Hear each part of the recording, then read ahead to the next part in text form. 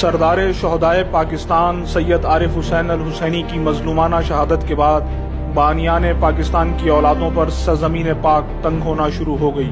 22 سال تک انہیں بسوں سے اتار کر شناختی کارڈ دیکھ کر چن چن کر گولیوں سے بھونا گیا۔ اس مکتب کی ماؤں بہنوں نے اپنی عصمتیں بچانے کے لیے دریاؤں میں چھلانگیں لگائیں۔ ہماری ماؤں کی کوکھ میں موجود بچوں تک پر رحم نہ کھایا گیا۔ ڈیرہ اسماعیل خان مکتب تشیع کی مقتلگاہ بن چکا تھا۔ ایک دن میں درجنوں جنازے اٹھائے جاتے۔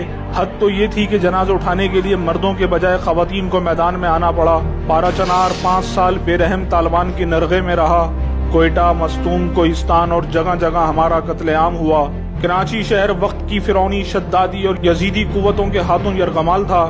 روزانہ صبح، دوپہر اور شام شیعہ علماء، ڈاکٹرز، انجینئر، صحافی، وکلاء، تاجر، طلبہ، اساتذہ سرعام خاک و خون میں غلطاں کیے جا رہے تھے، لیکن کوئی آواز بلند کرنے والا نہ تھا۔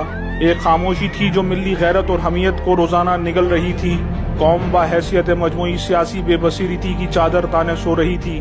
قوم میں تقسیم در تقسیم پروان چڑھ رہی تھی۔ وطن عزیز استکباری قوتوں کا تختہ مشق بنا ہوا تھا۔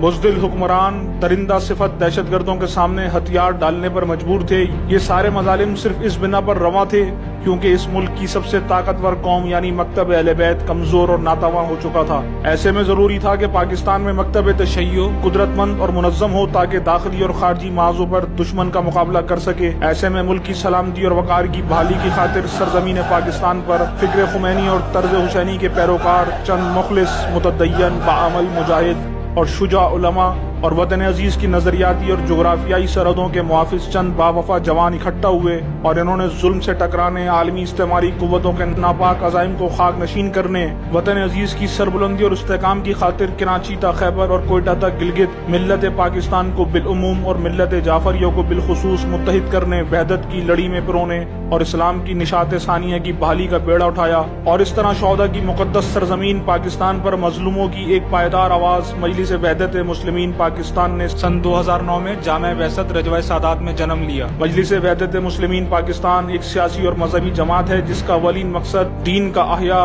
اور مملکت خداداد پاکستان کی سالمیت اور استحکام کے لیے عملی کوشش کرنا ہے۔ اسلامی حکومت کے قیام کے لیے عملی جدوجہد، مختلف ادیان و مذاہب اور مسالک کے مابین روابط اور ہم آہنگی کا فروغ، تعلیمات قرآن محمد و آل محمد علیہ الصلوۃ والسلام کی روشنی میں امام حسین کے ذکر اور افکار کا فروغ اور اس کا تحفظ اور امر بالمعروف اور نہی عن المنکر کا احیاء اس کا نصب العین ہے۔ MWM کی تشکیل سے پہلے والی صورتحال مکمل طور پر ذہن میں رہے تو تب اس عرصے میں آنے والی پیش رفت اور تبدیلیاں نظر آئیں گی اور احساس ہوگا کہ سب کچھ خود بخود نہیں انجام پایا، بلکہ ان اہم نتائج کے حصول کے لیے رہنماؤں، کارکنان اور مجلس کی حمایت کرنے والے عوام نے مل کر قربانیاں دی ہیں، اور جس سرزمین پر دشمن ملت تشیع کو اجتماعی میدان سے نکال کر دیوار سے لگا دینے پر مطمئن ہو چکا تھا، اسی میدان میں شیعہ قوم ایک ایسی قدرت کے ساتھ اتری ہے کہ تکفیریت کو تنہا کر دیا ہے۔ صرف یہی نہیں بلکہ تکفیریت کے مرکز سے اندرون ملک ان کے اشاروں پر چلنے والے حکمران، سیاستدان اور تکفیری سہولت کاروں کو کئی مواقع پر ذلت اور رسوائی کا بھی سامنا کرنا پڑا ہے۔ بیرون ملک شیعہ حضرات بھی اندرون ملک اکثریت کی طرح اس وقت جس پاکستانی شیعہ جماعت پر سب سے زیادہ اعتماد کرتے ہیں اور اس سے توقعات وابستہ کر رکھی ہیں، وہ واحد قومی جماعت مجلس وحدت مسلمین ہے، اور یہی دشمنوں کی آنکھ کا کاٹا ہے۔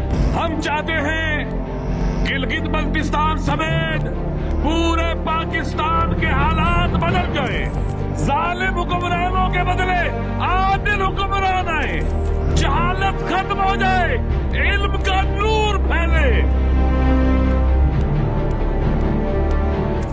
ہمیں مسلکوں کے زندان سے باہر نکلنا ہوگا، ہمیں مسلکوں کی دیواروں کو گرانا ہوگا، ہمیں اس علاقے کے عوام کے حقوق کی خاطر ایک ہونا ہوگا۔ ہم اکٹھے اگر ہو گئے واللہ بخدا اس دھرتی پر ظلم باقی نہیں رہ سکے۔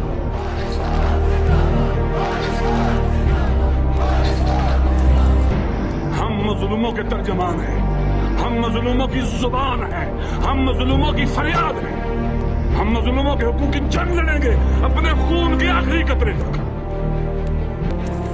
خبردار، ہم نے مسکین نہیں بننا، بے چارہ نہیں بننا، ہم نے اپنی مظلومیت کو طاقت میں بدل کر ظالموں کے ایوانوں کو سرنگو کرنا ہے، ظالموں کے تختوں کو اچھالنا ہے، ان کے تاجوں کو اچھالنا ہے۔ ہم نے آج ہم یہاں اعلان کرتے ہیں اس خطے کے غیرت مند وطن کے بیٹوں کا پاکستان کی کسی طاقت کو استحصال نہیں کرنے دیں گے۔ پاکستان بنایا تھا